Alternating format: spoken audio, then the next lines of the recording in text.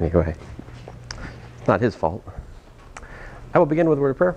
So, Heavenly Father, we thank you for this day. Again, I thank you for this class, for this opportunity we have just to meet and study your creation. Help us to use this time wisely and to glorify you in what we do, Lord. In your name I pray, Lord Jesus. Amen. All right, so you guys have any questions about the homework? Feel free to ask. Now's as good a time as any.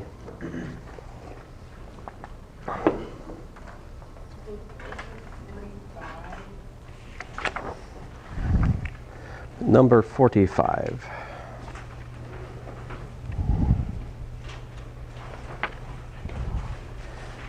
Oh, okay. All right, fine. I'll work through example 4 then. So, here we go. This is example 4 from the PDF, which I think I still have not posted. And so here it is. 0, 3, 1, 0. Oh man, I don't want to do this one. All right, so let me make up one kind of like yours. It was a 3 by 4, right? 3 by 4? All right, so try to keep my life relatively simple. I'll put a 2 here, a 4 here, a 6 here. I don't know. Keep 0 there to keep my life easy. 3, 7, and I don't know. 1, 1, 1. 0, 0, 8. I don't know. All right, fine.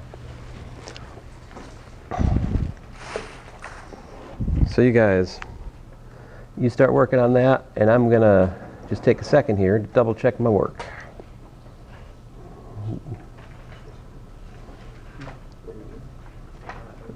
You guys try to find the LU decomposition while I try to find myself up here.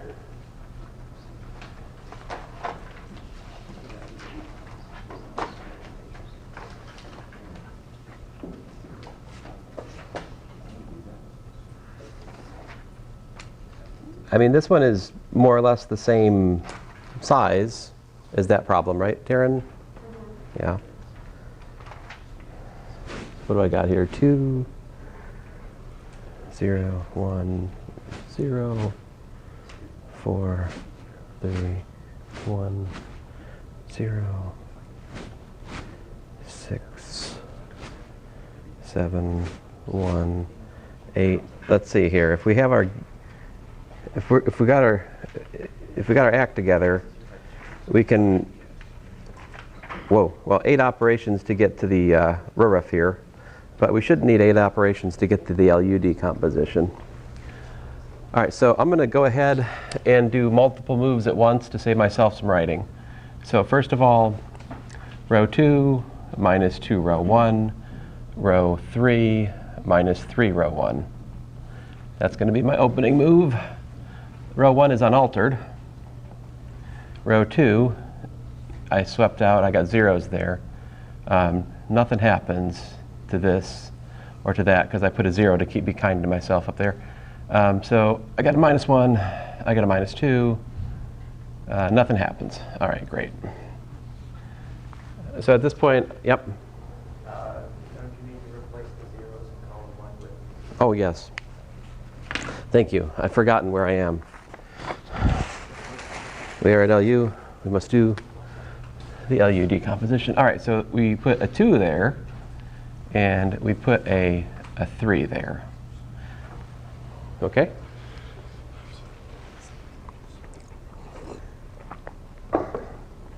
Then, I'm going to pivot on the 3. Oh, man. What have I done? Fractions. All right, so row 3 minus, let's see here, 7/3, row 2, right? So row 1 is unaltered. Row 2 is unaltered. Row 3 is, let's see here, so I'm supposed to 7/3, right? Then I need to figure out what is Let me write it off to the side. Write it down here. So I need to take minus 2 minus 7/3 of minus 1, also known as 6 plus 7/3, I think. Right? So I believe that puts a 13/3 here. And 8 is there. Yeah. Is it not the case that it's positive 7/3 minus 6/3? What have I done? Minus 2. Oh, yeah. So I'm supposed to have a minus 6 there, right? Thank you. So that's actually what? 1/3. That's better. There you go. Thank you. This is the price of me teaching at 8:15, by the way. I do make less of these errors at like 2 in the afternoon. Yep. So the numbers in parentheses, you do the row operations? The number in parentheses do not undergo the row operations. They just sit there. So every row operation you do produces a number in parentheses. And then they just stay there as a remembrance of the row operation that happened, a memorial to the row operation that got you there. All right? Like a tattoo.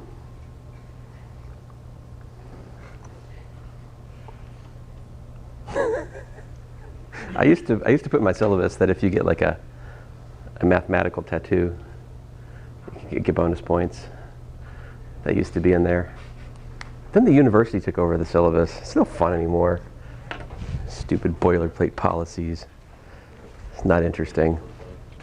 I also used to put bonus points if you could figure out the identity of a particular famous scientist I posted the picture of. But then one semester, everybody started getting it like super fast. And I was like, what? And they're like, yeah, it's called reverse image search. And I was like, bah! So reverse image search killed my other bonus point idea. Once upon a time, though, you could post pictures of very famous scientists, and it would take a while for the students to figure out who they were. Because they're not sports figures or musicians or whatever. At that point, we're done, because that's all we need to basically put zeros under the pivot positions. And so at that point, you can extract the LU decomposition from this. All right? And so what this tells me is that A is equal to, so to do the L, you put 1, 1, 1. We're going to have a 3 by 3 matrix here for the L.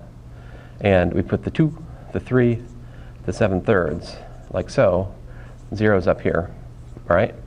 And then the U is the whatever's left up here, the 2, 1, 2, oh my bad, 2, 0, 1, 0, 0, 3, minus 1, 0, 0, 0, 1/3, 8. That's the LU decomposition.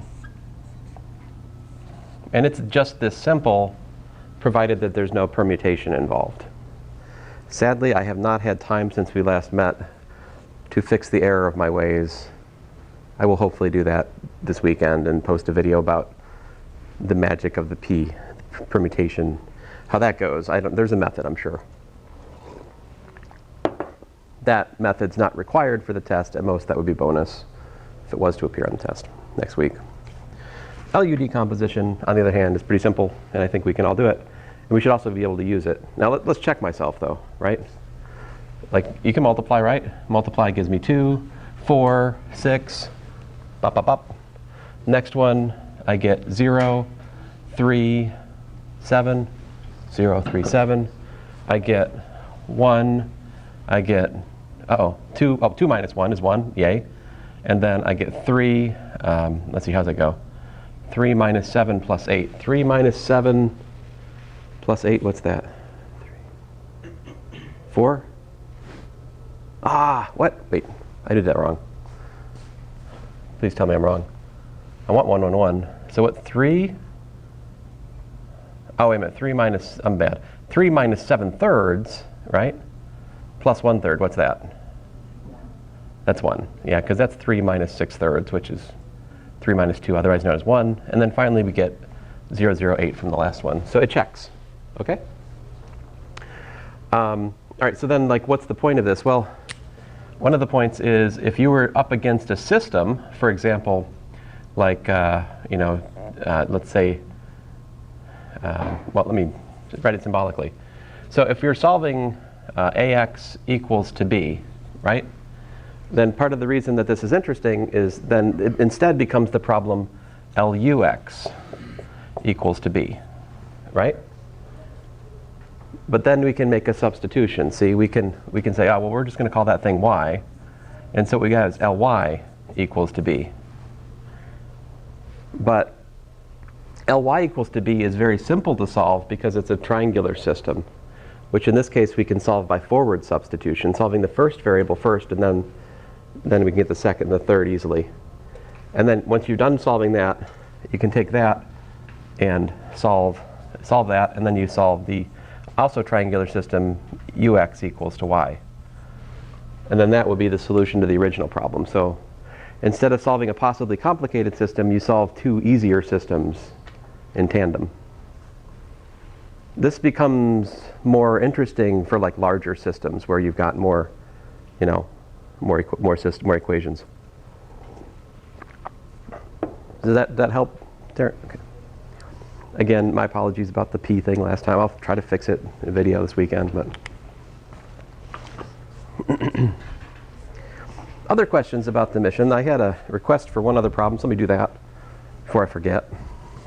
So there's a problem in the homework which is like it's a symbolic problem to calculate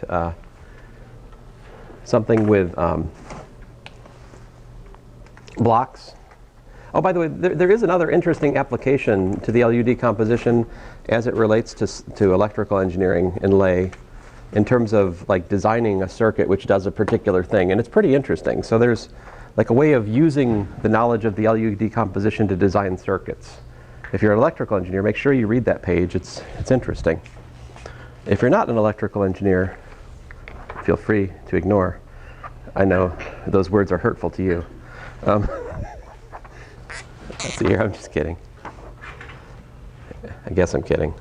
All right, so suppose we have M equal to the matrix A, B, 0, C, all right? And I want to try to understand like how to find the inverse of this. And what I mean here is that A, B, and C, these are all square matrices. All right? So the problem in your homework is related to this. It's not directly this, of course, but suppose you want to find, so these A, B, C square matrices.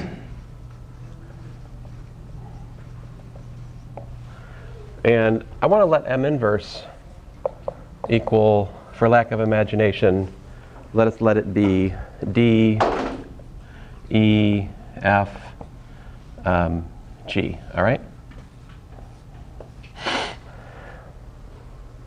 Yep. Oh goodness, I don't remember. The one that's about block multiplication from the from lay in 42. The thinking I'm going to use for this is related to 42. So for 42 to solve that, what you want to do is to look at every block. So like every matrix equation, if you have an m by n matrix equation, how many scalar equations is that? Well, it's m times n scalar equations, right? If you got a 3 by 2 matrix equal to a 3 by 2 matrix, that's actually 6 equations all at once, right? If you've got a block matrix equal to another block matrix, every block has to match up. So you can look at that problem 42 as a way to, basically you're solving 6 matrix equations at once to solve that problem. Now that sounds kind of horrible, but it's actually not bad because those equations are not that complicated. So here, if I want to solve the inverse problem, if I want to try to understand what's a formula that what formula can I write in terms of A, B, and C for the inverse of m, how can I do it? Yeah? Isn't the like 1 over AB, so AB minus BC? Well, that, oh, great. So not a bad comment. So I'll use little a, b, c, d. So here, I guess the c is in the wrong place.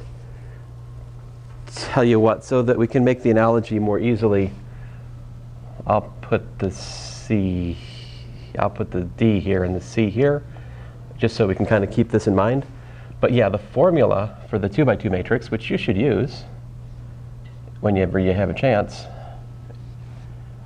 we flip the diagonals, we put minuses on the off diagonal, right? So yeah. So that's kind of what we expect.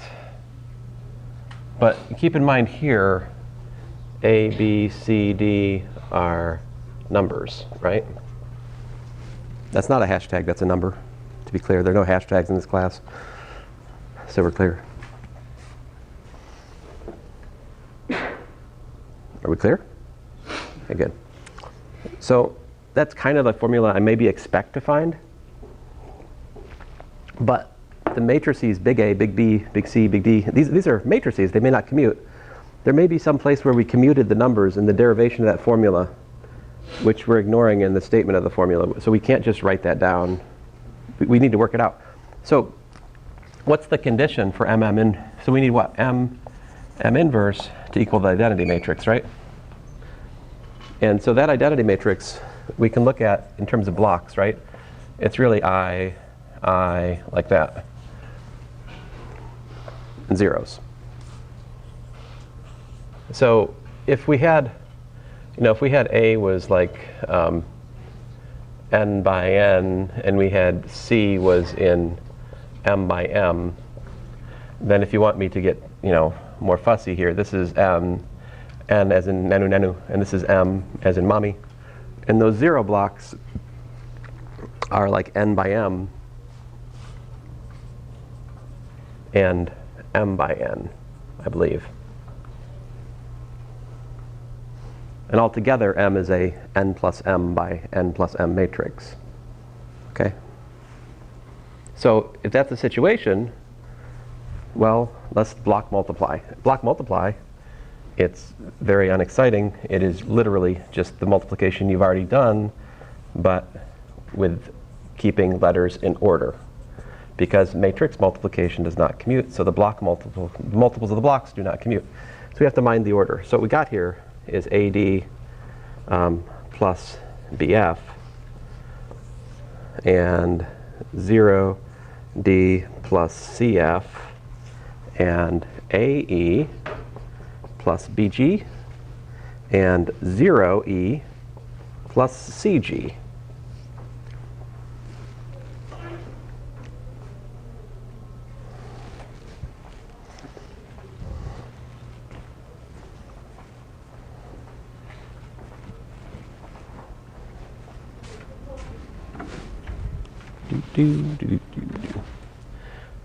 So what are those equal to?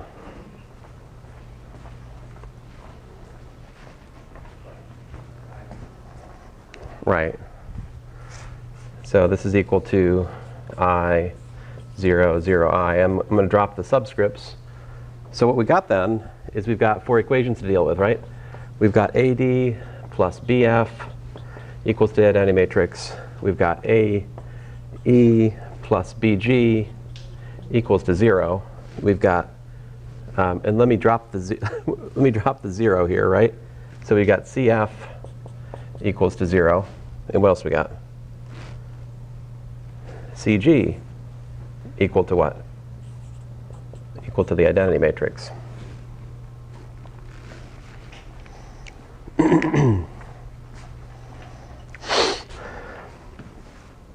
So how would you solve those?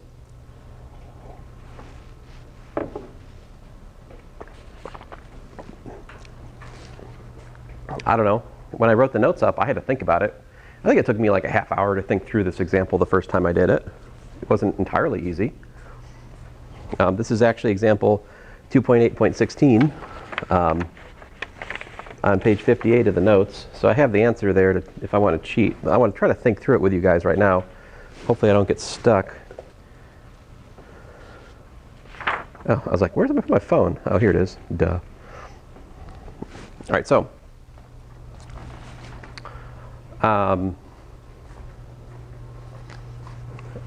something you might notice, if you have the product of two matrices is equal to the identity matrix, that means that they both must be invertible.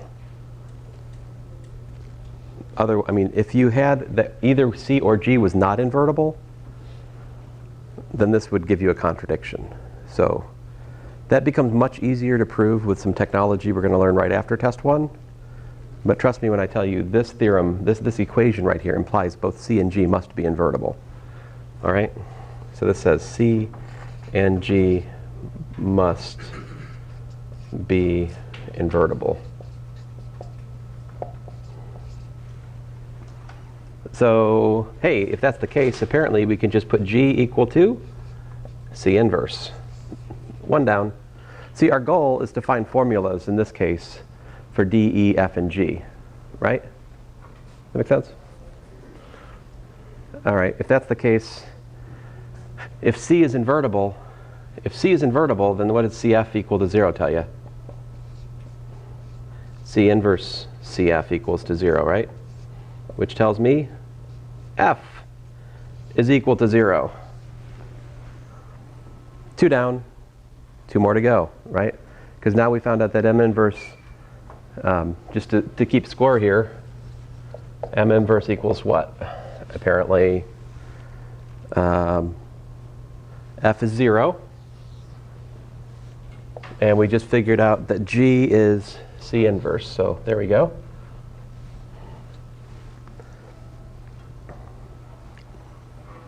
Does that simplify anything up here? If F is equal to 0, the first matrix equation becomes simpler all of a sudden, doesn't it? So instead of AD plus BF, we've got AD equals to I from this one. I'm going to put some strips here one of these days. I've been talking about this since Calc 3 last semester, but I'm going to take some measurements. Or maybe I'll remount these. Or some vandal will remount them in the weekend so that they're butt up against each other like they should be. Sorry.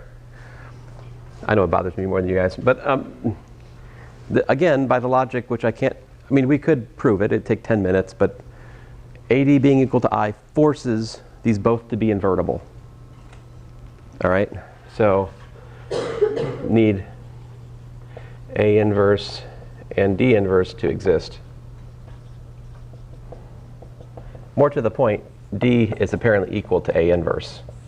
So where was my D? Oh, there. A inverse goes here. All right. So keeping score, what have we used so far? We've used 3 of our 4 matrix equations, haven't we? So we use this one, we use that one, use that one. So there's 1 left. We've got AE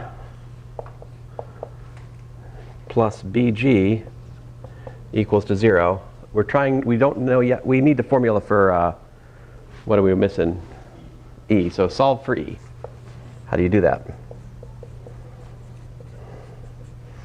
Well, first of all, let's move the BG to the other side. So we got AE equals to minus BG. All right?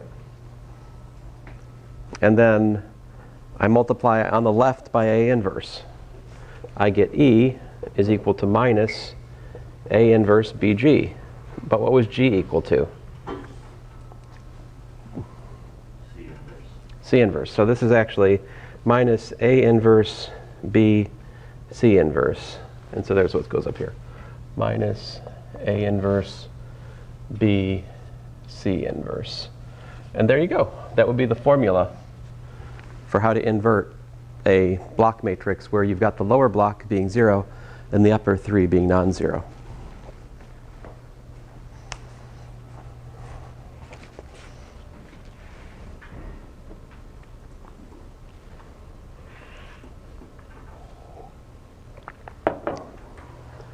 I don't know if we can see, is there any similarity to like, what does this equation become if we put what do we need to put to make the correspondence clear? D would be what? D is 0. So if D is equal to 0, it's kind of fun to think about. This becomes what? 1 over AC times what? C minus B 0A, which if we bring this inside, we get 1 over A, minus B over AC, 0, and 1 over C. I can write 1 over things here. Why? They're numbers. Do we write 1 over a matrix? We do not, unless that matrix happens to be a number, in the case, except for the 1 by 1 case. So we are stuck with these inverse notation for matrix inversion. So like I was saying, that does kind of indicate what should happen, but when you use the notation B over AC, it is in no way clear which one comes first. And when A, B, and C don't commute, you can't just reorder the letters. It matters. I hope that makes sense. So problem 42 involves the same skill set as this, basically. All right. So let's go back to the beginning. Let's talk about the structure of things again. And let's talk more about the problem of like spanning and linear independence and all that, because I think you guys probably could benefit from further discussion of that if I had to guess. So how many of you guys have had differential equations or are currently in the midst of it? Show of hands.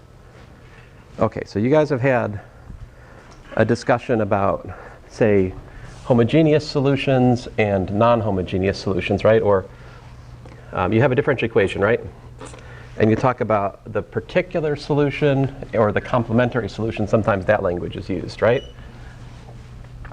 There is similar ideas here. In fact, those ideas really are generally to be seen in any linear system. And so I don't think this is even in my notes, but it occurred to me it might be helpful to kind of like try to bridge the logical gap. So in like differential equations, let me just talk to you guys about differential equations for a second here. You might have something like, ay prime prime plus by prime plus cy equals to g. So this is a second order constant coefficient differential equation, all right? And so here the a, b, and c are constants. The solution to this looks like the following. It's c1y1 plus c2y2 plus yp. This is usually called the particular solution.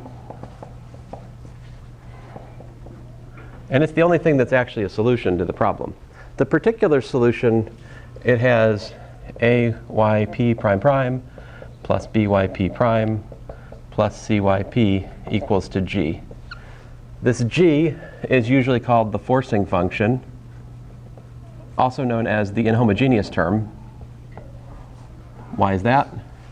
Because if g is identically 0,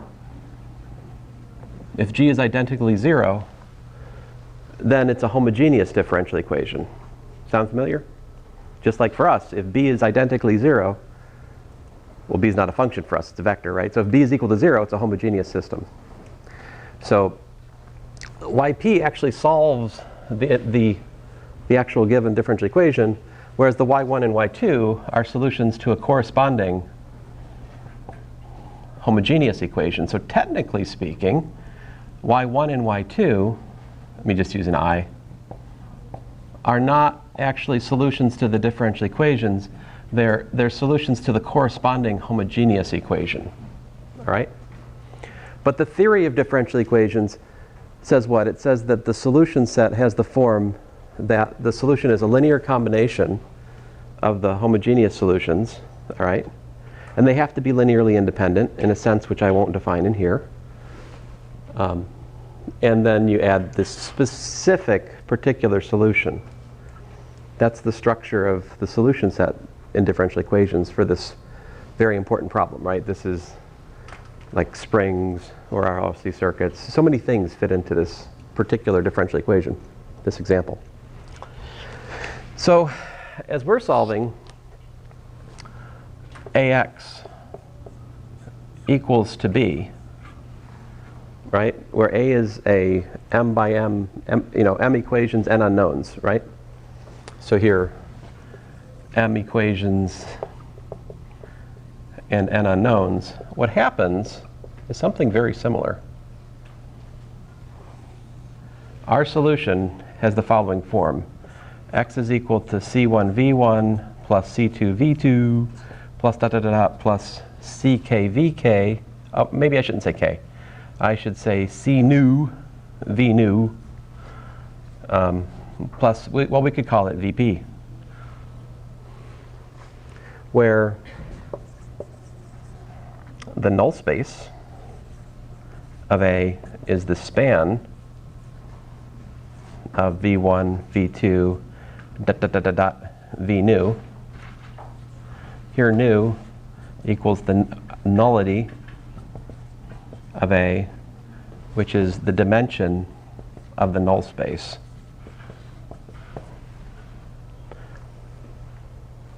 But in terms of row reduction, what is it?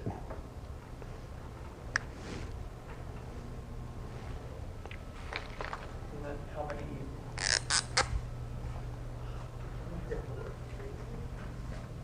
many pivot columns?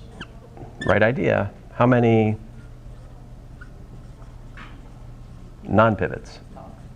The reason non-pivot is because, remember, the homogeneous solution can be written as a linear combination. Well,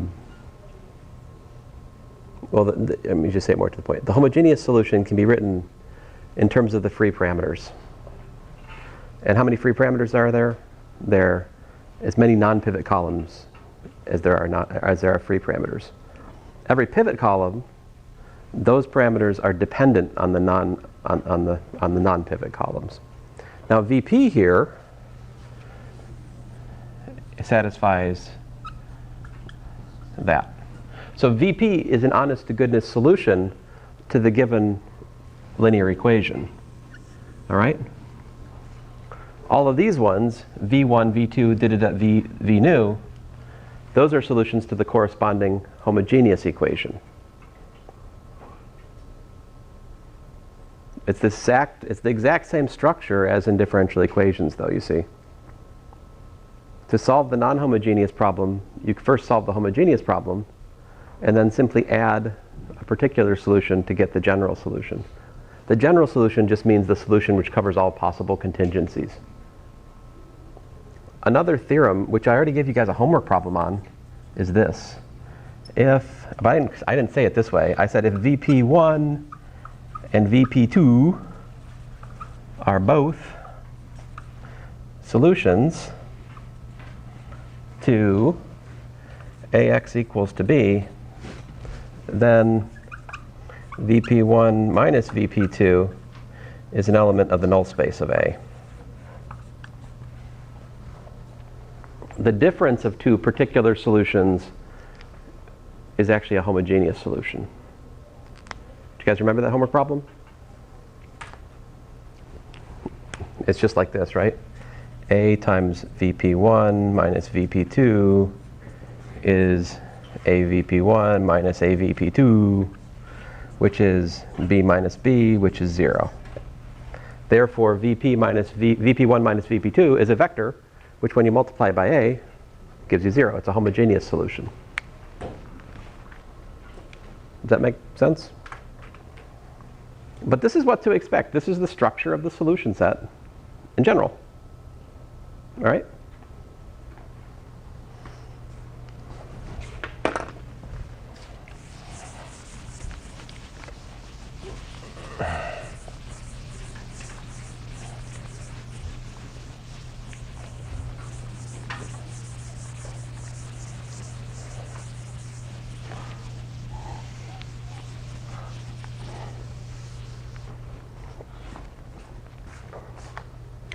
So let's see here. So example, what are we on? 3? 4? I can't remember. I'm going to say 4. I'm going to say example 5, just to be safe. There we go. What's that? Oh, it was 5? Okay. Time flies when you're having fun, I guess.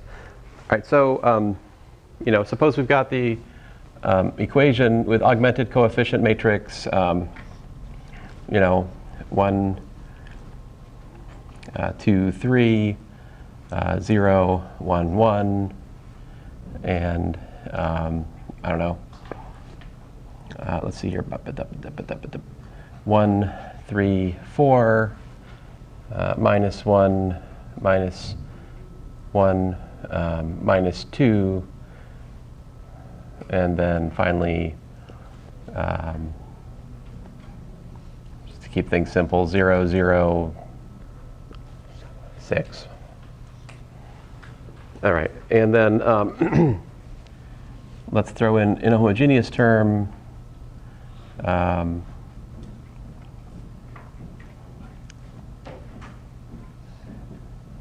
What do you guys want me to do for ABC? Wait, but we don't have time for ABC. Do we have time for ABC? I don't know. Yes? No. I'll keep it simple. 3, 3, 3. I'm going to regret that. Okay. Actually, the truth is, putting ABC there is about the same trouble. So I'll make my decisions eventually. So this is a system of how many equations and how many unknowns. What do you got? 3 equations, right? How many unknowns? 5, right? So here we go. Row 2 minus 2, row 1. And row 3 minus 3, row 1. 1, 0, 0. Row 1's unaltered. Row 2, that doesn't change. 1, really? That's funny. Let's see here. What you got? You have to help me out here. 1. Unchanged. Okay, cool. And over here, we've got ourselves a b minus 2a and a c minus 3a. All right. Next up,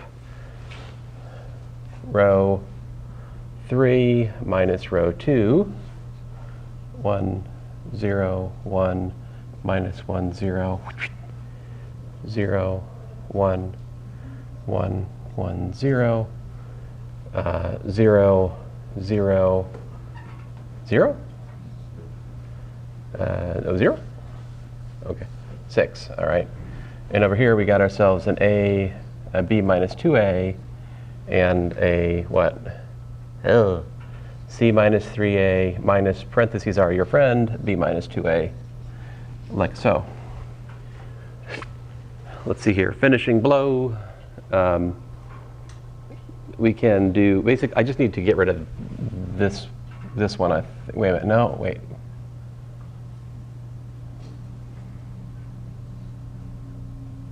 Oh, we're done. Except I just need to divide by 6, right? So if you'll allow me this cheater move, 1. That is not not legitimate what I just did, but it saves me some writing, so I'm going to do it. Okay. You'll forgive me. Here, I can fix here now to satisfy the mathematical Pharisees among us. There you go. It is row equivalent. It just was not obtained by that single row operation. Now we have the reduced echelon form, right? So we can straight up write the solution down. In particular, what do we have? We've got x1 is equal to a minus x3 plus x4. That's it. x2 is equal to b minus 2a minus x3 minus x4. That's it. x5 is equal to, all right, what do you got here? Pluses, right? So we got what? C minus a minus b divided by 6, correct? If it's incorrect, let me know. 1/6 C minus A minus B. I think that's it.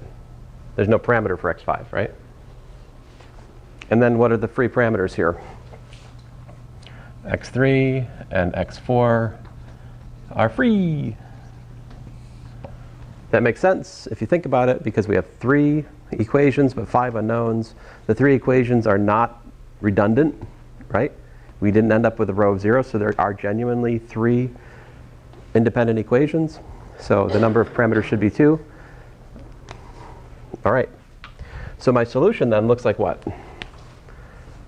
X is equal to, and if you don't mind, I'm just going to do some of this in my head. So we're going to have like x3 times minus 1, 1, 0, 0, plus x4 times 1, 1, 0, 1, 0.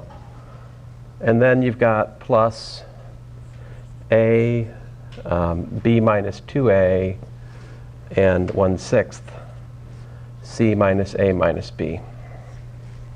So this right here is the V1 I was speaking of in the general theorem. This is the V2 I was speaking of in the general theorem. And this over here is the particular solution that I was speaking of in the general theorem. So the nullity here is 2. The rank of this matrix, which is the dimension of the column space, is 3. Any questions? Let's see here. While we're at it, can we ask and answer any interesting spanning questions? What's a spanning question? All right, so like, how about this? Is, I don't know, is A, B, C an element of the span of V1 and V2? Question.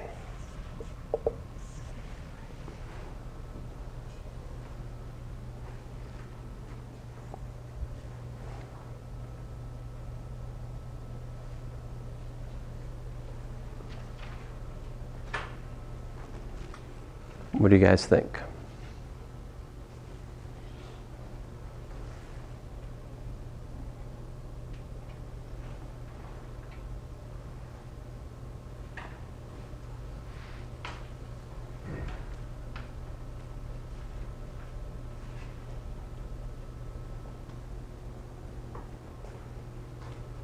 So let me think through this here. We're asking the question, where's V1 and,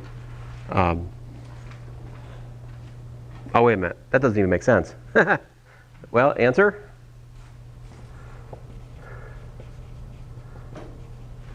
No. You crazy. There we go. Very good. Why is that a crazy question to even ask? V1 and V2 are what size? They're 5 vectors. ABC is a 3 vector. Can you build a linear combination of 5 vectors to get a 3 vector? No can do'sville, right? Yes, impossible.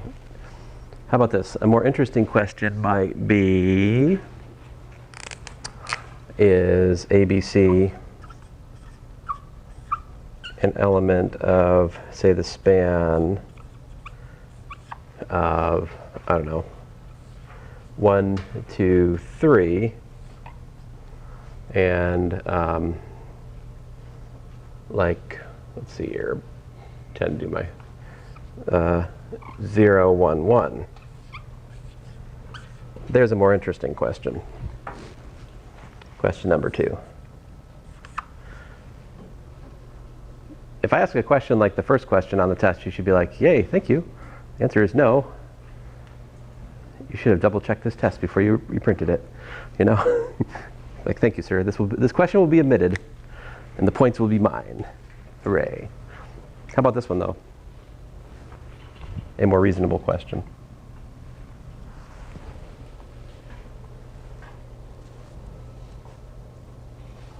So just to remind you, any spanning question we can answer by simply putting the vectors and doing a row reduction. Then we can use the column correspondence property to see if there is any way to build the one vector from the others.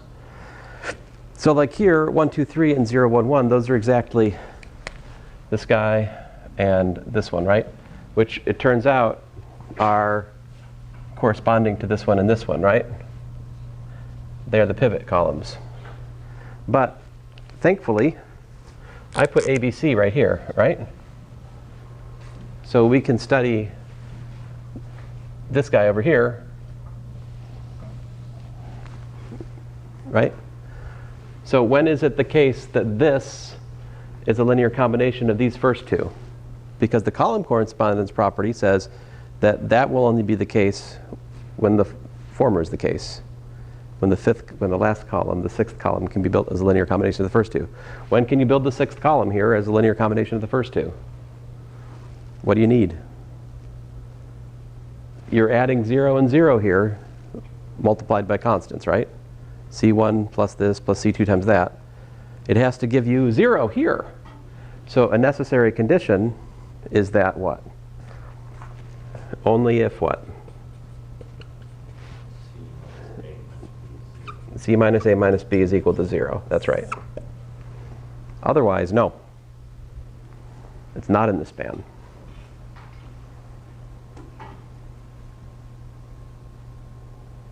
On the other hand, if you ask the question, is the set ABC 1, 2, 3, 0, 1, 1 linearly independent? The answer to that question is sort of complementary to this question, right? So that would only be linearly independent if there does not exist a non-trivial linear dependence amongst them, right? Which is the case exactly when C minus A minus B is not equal to 0 is the answer to that question, right?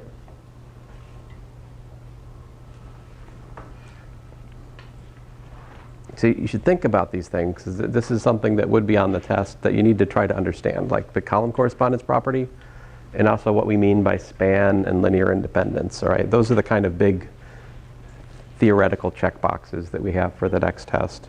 In addition to, of course, like the basic thing, which is like row reduction. A lot of your test is going to be row reduction and solving systems, but we also have talked about, you know, like inverse matrices and some of these other things.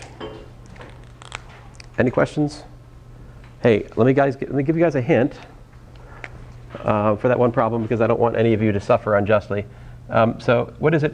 You guys help me out. Was it A, B transpose inverse you're supposed to calculate? Is that? Fun fact. This is B transpose. Well, anyway, this may not be exactly the problem, but this is like the problem, okay? That, by sock shoes, is that, right? But we proved the other day that the transpose of the inverse is the inverse of the transpose. So that is this. So in other words, to calculate AB transpose, you don't actually have to find A and B. You can use the inverse matrices which are given and simply multiply them and transpose them appropriately. Now, if you've already found A and B, good for you. That's a good exercise. It's not a waste of time. It's not a waste of time in your homework. It would be a waste of time on the test. So on the test, if there's a problem like this, make sure you use the properties that we've discussed to make your life easier. I think I'm out of time. I'll stop here.